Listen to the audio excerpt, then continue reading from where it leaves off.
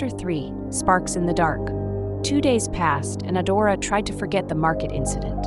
She buried herself in house chores, in silence, in anything that would keep her mind from wandering back to the man's sharp eyes and cold voice. Yet, no matter how she tried, his memory lingered like an unwelcome shadow. On the third evening, the neighborhood lost power. Darkness swallowed the street, broken only by the weak glow of lanterns outside a few houses.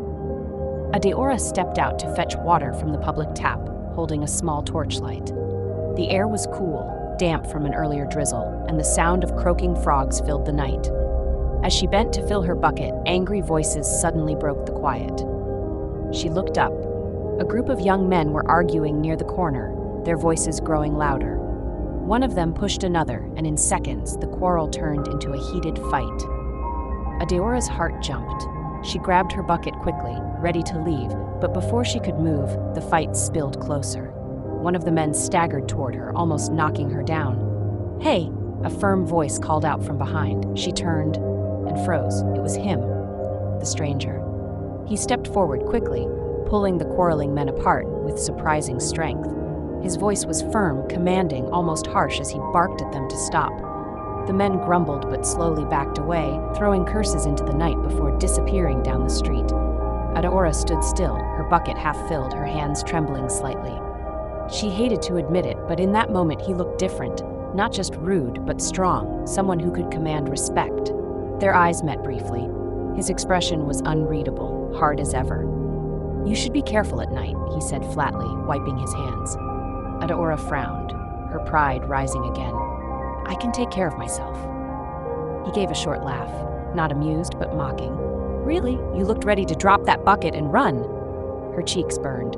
"At least I mind my own business," she snapped. He smirked, turned away, and walked off into the darkness without another word.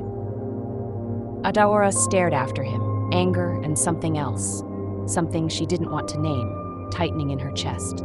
She didn't know who he was, or why fate kept throwing him into her path. But one thing was certain, this man was becoming impossible to ignore. Chapter 4 Unwanted Ties. The morning moved at a slow pace. Adora worked in silence, helping her mother sort dried peppers into a basket. Her mother's swollen eyes were a clear sign of another tear-filled night. Adora said nothing. Grief had taken most of their words. "Adora," her mother finally said, her voice low, "take this bag of groundnuts to Mama Nkechi. She asked for them yesterday." Adora nodded, tied the bag in a cloth, and stepped outside. The sun was hot, but the street felt strangely quiet. A distant dog barked, and the sound of a hammer striking wood echoed from somewhere, yet the air around her seemed to hold its breath. As she got closer to Mama Nkechi's house, Adora slowed down.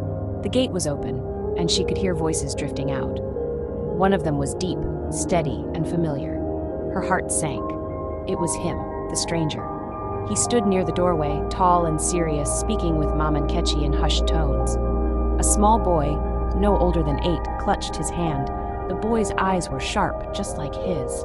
Adora faltered, but it was too late. His gaze lifted and met hers. His face tightened as if he had just spotted trouble. "You, again," he said, his voice flat, with a hint of irritation or warning underneath. Adora gripped the bag tighter. "Don't flatter yourself. I didn't come here for you." Mama Nkechi, sensing the tension, looked from one to the other with raised eyebrows.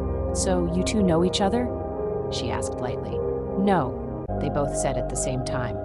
Their voices clashed, sharp enough to silence even the chirping birds nearby.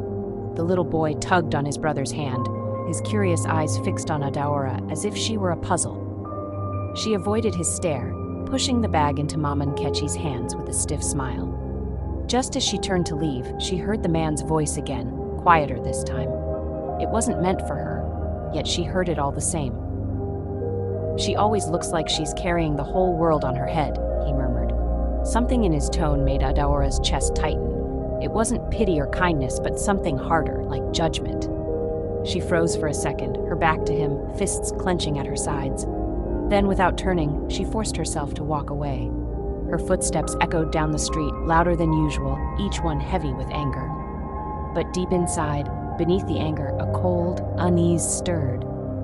Who was this man, really? Why was he here with Mama Nkechi of all people? And why did his words feel like they carried a meaning she couldn't yet see? When she reached home, she glanced back once. The man was still standing at the doorway watching her, and for the first time, Adaora wondered if fate had just placed her in the path of someone who might not only disturb her peace but also uncover the secrets she thought she had buried.